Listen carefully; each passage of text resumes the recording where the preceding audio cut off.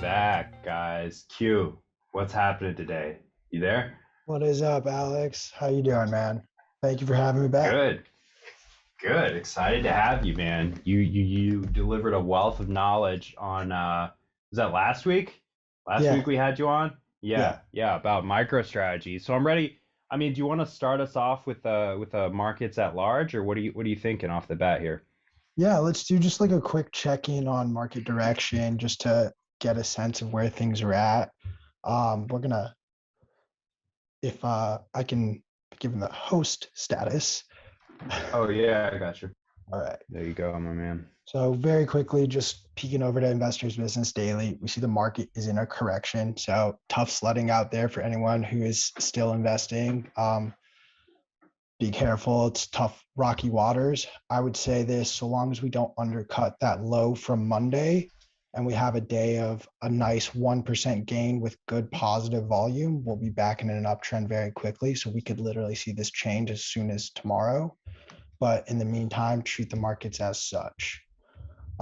Moving on to what we're going to talk about today, one of my favorite companies led by who I think is one of the more brilliant men of our generation, Square, which is now called Block, which is also run by Jack Dorsey. For those who've been under a rock for the last 2 weeks, Jack Dorsey is officially out at Twitter and is now full-time CEO at Square. He was doing double duty for quite some time. And then within 24 hours of showing up at Square, they decide, nope, we are no longer just Square. We're going to call ourselves Block. Square is just one component of this giant company. And I want to read a statement that that Square said specifically regarding this change, which was: the name Block has a number of inspirations: building blocks, neighborhood blocks, and their local businesses, communities coming together at block parties full of music, a blockchain, a section of code, and obstacles to overcome. I think that short term, this does nothing for the stock, but longer term, it Hmm. helps to sort of, like, for us as investors and people paying attention, it helps set expectations of where they're trying to go in the future. I don't know if you saw it the same way or if you sort of agree or disagree.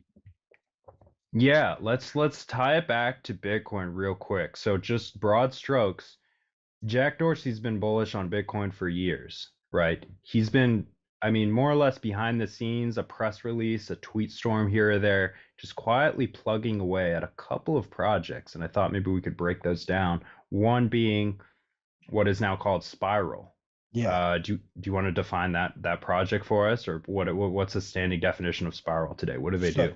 so they essentially rebranded their whole Square Block's entire crypto division is rebranded as Square, Mhm. Spiral.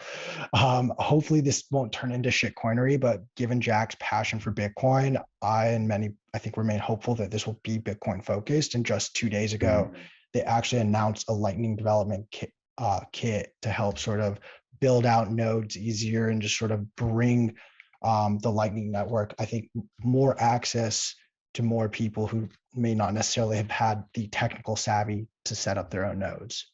Right, they released that hilarious video of Jack as a Yeah. puppet, kind of explaining, basically introducing the new team, yeah, and explaining what they were about. Introducing the new dev kit, talking about what Lightning was. It's a great definition. If you haven't seen it, go check out Spiral's, new release.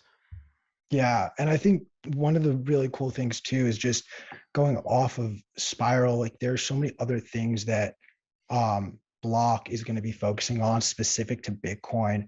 They're trying to build out a whole new mining system based solely on custom silicon that can be used by people and companies worldwide. So again, just decreasing the cost of that hardware, making it democratized to get it in the hands of as many as people as possible. Mhm. Just again goes to show you, like, the work that Jack is prioritizing over a Block is to help push Bitcoin hyper Bitcoinization forward. Jesus, that's a mouthful.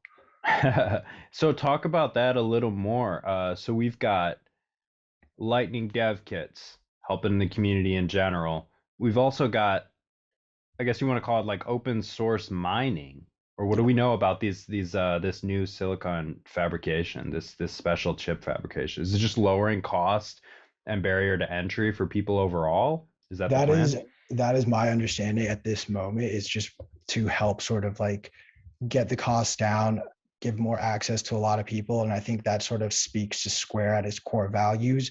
I mean, they originally started as that little like cube block, which all these different retail companies that didn't previously accept credit card, they were able to now accept it, helping to democratize that sort of movement. And I think this is again another example of him trying to push forward that, let me give access to as many people who need it, not just the people who can afford it. Let's make it affordable for all. Yeah, awesome. I want to check in with our people in the comments real quick. We got Pete in the comments saying Gensler is not a Bitcoin maxi. All right, Gensler is not a Bitcoin maxi, not a closet maxi. There you have it from Pete Rizzo himself. But we also have Natalie Brunel. We've got two sats. We've got Austin. Any of you guys win the Bitcoin? Get your phones ready to win some Bitcoin and let us know what you think about Jack leaving Twitter, one, and rebranding all of his companies to be completely Bitcoin focused. I mean, that's about the most badass Bitcoin maxi move you can make, in my opinion. So love it. I think a couple others that to bring up another thing that Jack announced, or that Square and Block announced a month ago. They released a white paper detailing plans for a decentralized cryptocurrency exchange for, Hmm. for trading Bitcoin, fiat, and then also real world goods, whatever sort of, however they incorporate that. I think it'll be a first of its kind type of platform that, again, my expectations would be that Jack and his team are working on ways to cut those fees down and make sure it's accessible to as many people as possible. And I don't see any mention of other cryptocurrencies. I don't see any mention of other tokens. His priority is to build this for the Bitcoin network. Um, I think it's all exciting stuff. My Go for it. Yeah, I was gonna say I'm relieved that Jack left the company because listen, I was getting a little worried. He auctioned off a tweet at some point for an NFT, which would indicate to me kind of maybe the wrong direction or taking on or encouraging people to take on more risks than they should. I think it's a little bit of a distraction for Bitcoin education. I'm happy that I think some of my assumptions were validated, and I got more faith in Jack because after he left the company, only then did they allow, Ethereum addresses and bring in NFTs into Twitter and stuff like that. It was getting a little shaky there. I was unsure which direction he was headed, but the rumors are true. It seems he was pushing against these kind of updates. So excited to know he's seems to be Bitcoin only. Totally. I mean, he even, like, way back when he was at Twitter, way back, um, he mentioned like he wanted to work towards making Twitter decentralized. And I'm sure that sat really well with those board members who had billions of dollars tied up in his company.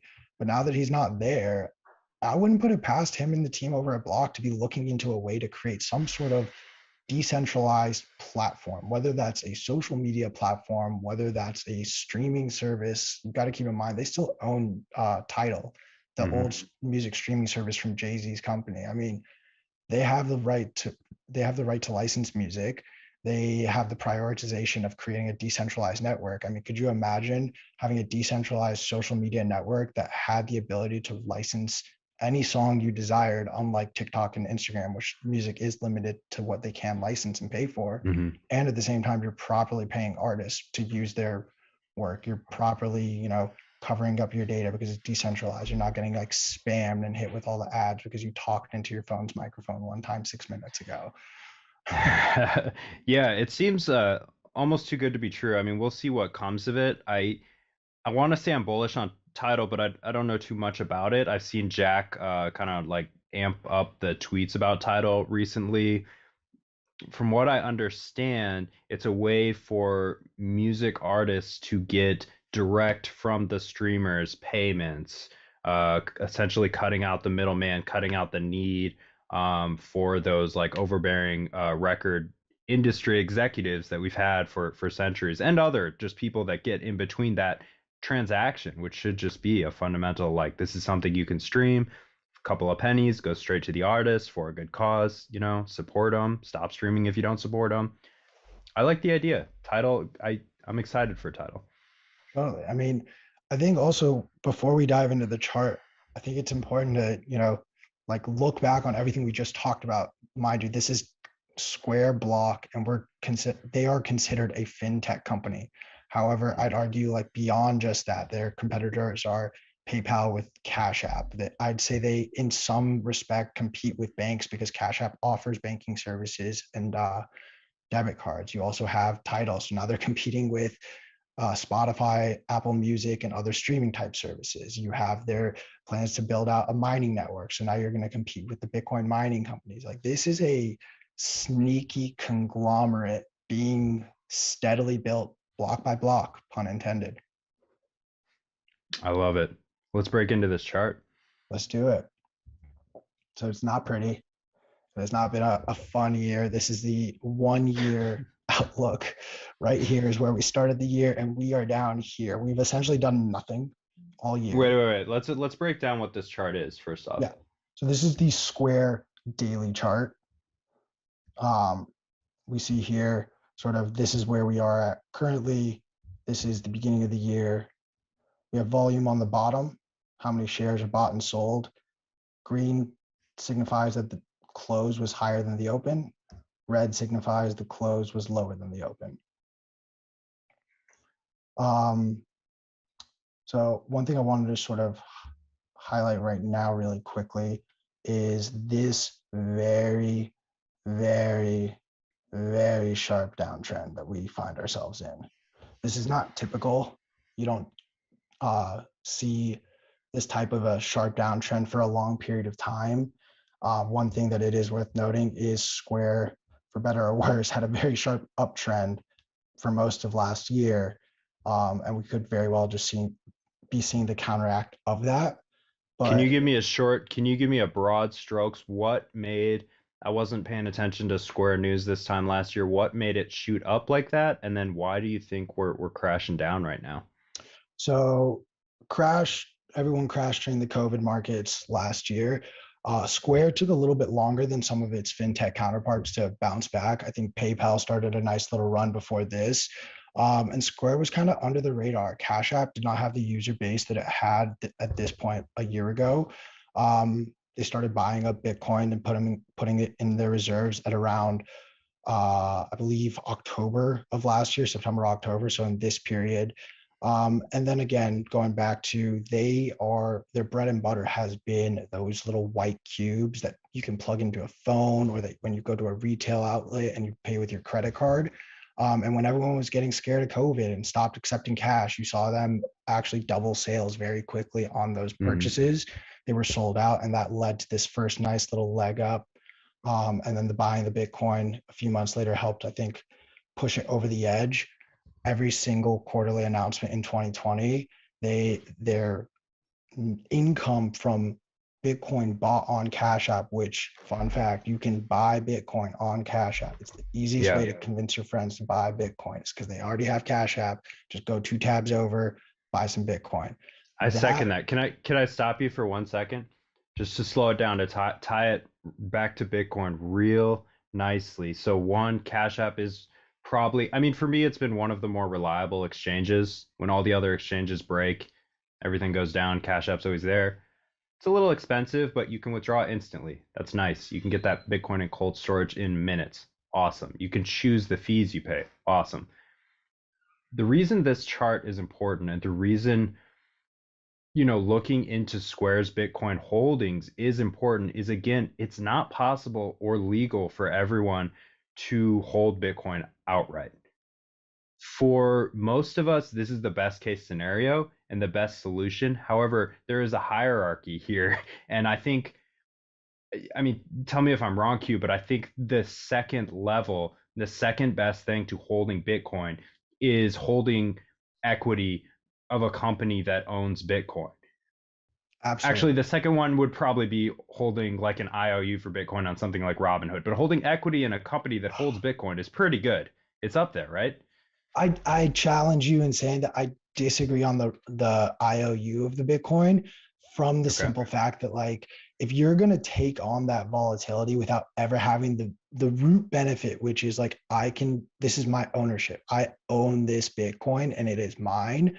Without that, the volatility risk to me makes owning an equity that has Bitcoin exposure the second best thing. I would rather just literally go to Cash App and throw $25 on Bitcoin rather than go on Robinhood and buy $25 worth of Bitcoin there. Okay, I hear you. Yeah, from a risk-based outlook, yeah, I think I agree with you. Okay, so let's talk about this free fall that Yeah. Square is in right now. So this is not a pretty sight. And one of the first things that I like to do when I look at a chart is look for our 200-day moving average, which is this white line, our 50-day moving average, which is this orange line. Those are essentially the average closing price over the last 50 or 200 days. And we have this 21-day exponential, the pink line over here. If a stock is below all three of those, we are in, for lack of a better word, bad bad word. Um, what I'd like to see is a nice little break over this blue line. Whenever that comes, I would expect 6, 7, 8, 9. We could be anywhere from 5 to 10 sessions away from coming up to that line and not even breaking it, and it could still keep going lower. Hmm. This is a line of resistance right now, and a break above this with volume could actually be a reversal in this downward pattern we're seeing, and could be a very aggressive early entry. Um, to take that information as you see fit, but beyond this trend line resistance, we still have these three moving averages that are going to be overhead resistance, sort of blocking us off. And something that we are noticing over the last few days. So this is today's closing. Hmm. In this sort of batch of this downtrend, this candlestick has the most volume of any day since August. This tells me that there was a lot of selling. A lot of people made the decision on this day to exit Square longs. There's a lot of selling pressure on this.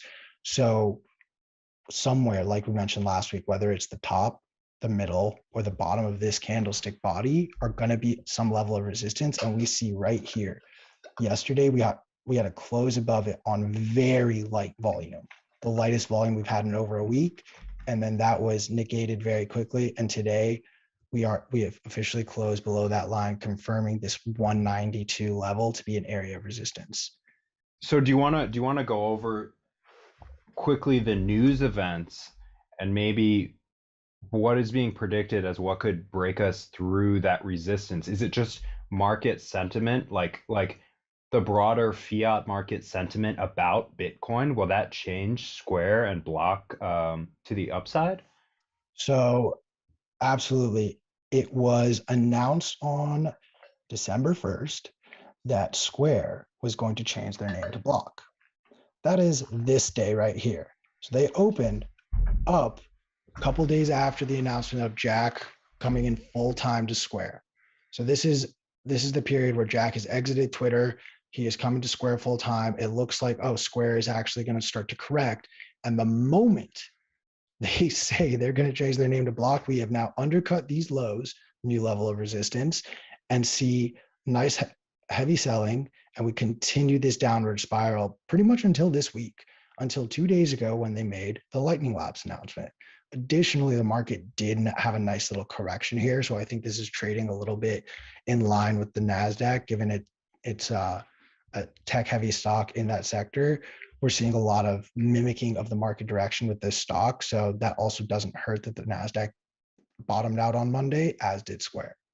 Hmm. Um, but to go back to your question, it does look like the fiat world took the news of Block very poorly. And I think that is short sighted of them. But like we said, when we were discussing Block and all its different segments, I think in the short term, this does nothing for them, but in the longer term, helps set those of us who are paying attention and aware what to expect out of this company and where they're going. And I think that one could make a case that, like, you have a flash sale right here. So long as we don't undercut this low from Monday, this could very well be the low. But I would say the tune should change if you undercut the low from Monday, which was 170.75. So if you get a close below 170, no, we're still in a downtrend. Square has not started picking up just because they announced their Lightning project on Hmm. Spiral, and expect more downside to continue.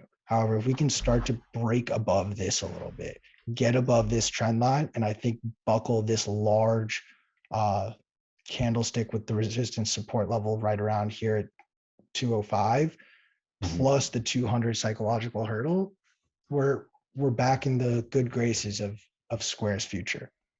Awesome. The last thing I do want to highlight, this is just like another thing on the chart that pointed out what was coming on. There's a thing called a death cross and a golden cross. They are the inverse of each other. And what we see here is a death cross. So when the 200-day moving average is declining and the 50-day moving average, which was above the 200-day moving average, also is declining and now crashes below the 200-day Hmm. moving average. This happened on the 29th, 26th, 29th. We literally go into a hard downturn right after that as well. This is Yeah. another technical indicator on the inverse. Self-fulfilling prophecy there. Yeah, yeah. So on the inverse of that, when we do finally start to correct and we get our 200-day moving average going back up and we get our 50-day moving average to go up and break above that 200-day, my expectation, I'm not saying it's going to be this steep on the upside, but my expectation is upside ahoy. Awesome. What's next on the agenda today, Q? I don't recommend and I do not hold assets outside of Bitcoin, but if you were to be bullish on companies who own Bitcoin, or if that's your only solution, it seems to me, correct me if I'm wrong, it would be a good time to buy some Square. It's a nice dip. It is an interesting opportunity. I would say it's the classic tale of trying to catch a falling knife. Um, Keep it if you do decide to go in at this point. My only advice recommendation would definitely be to like keep your stops tight, know where your support levels are, and if your support level breaks, just get out, cut losses early, and try again. I'd rather take 1% losses because I timed it wrong rather than 10% loss. Yeah. Two sats. Two sats. I'm looking in the comments. Two sats. I love your participation in the chat. This guy's bullish. I like it. Or gal. This person's bullish in the chats. Flick221. What do you say to this, Q? Flick221 says TA is astrology for nerds, and I have to agree. Ikea, I kind of love that. Yeah. Yeah. I've heard Bitcoin or sorry, TA is astrology for men before, but I haven't heard. I think it's implied that you're a nerd if you're doing technical analysis. So Hey man, what can I say? I like to read charts. I see a puzzle piece in there, and there's a way to make money with that puzzle. well, listen, it's fun, man. You make it interesting. What do we got? What's next? That's all for me, man. Other than just telling everyone there's a nice little dip on Bitcoin, so go on Cash App right now and buy a little bit while it's on sale. Absolutely. Yeah. Get your feet wet if you haven't bought Bitcoin before, or stay tuned, download Carrot, www.earncarrot.com, and win some Bitcoin here, or try to win some Bitcoin. It's the odds are looking slim the more people we have trying to get this. So but we appreciate you coming on, Q. Thanks for the Square update and the block update, title update. Um, yeah, I'm looking forward to which Bitcoin adjacent equity we're gonna cover next.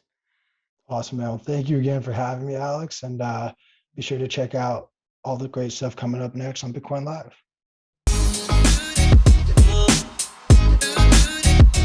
Yo, what is going on, plebs? We're going to take a break from our programming to tell you about the resurrection of our print magazine, starting with the El Salvador issue. Starting this fall, Bitcoin Magazine will be available on newsstands nationwide and at retail stores such as Barnes and Noble. Don't want to get off your couch though? No problem. You can also go to store.bitcoinmagazine.com. So skip the line and get each issue shipped directly to your front door with our annual subscription. I'm talking 4 issues a year that contain exclusive interviews and profiles with leading Bitcoiners, actionable insights on the state of the market, breaking news and cultural trends, along with powerful photos and artwork from the best artists in the world.